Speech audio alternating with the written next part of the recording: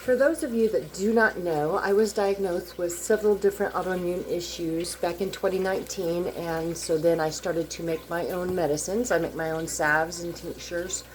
I try to grow everything that I make.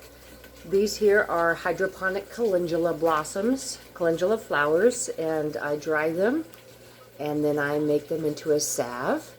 I also grow and harvest my own comfrey, elderberries, goji berries, and various other aspects. Now in this hydroponic tub I actually have some tomato vines, I've got lavender and the calendula, and then over here is my tower, and I grow my own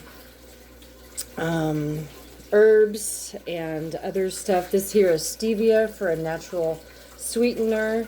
I'm trying something new this year, and this is cucumbers, Brussels sprouts. I've got peas, my beans. I need to harvest a few beans over here. I have about 5 or 6 beans.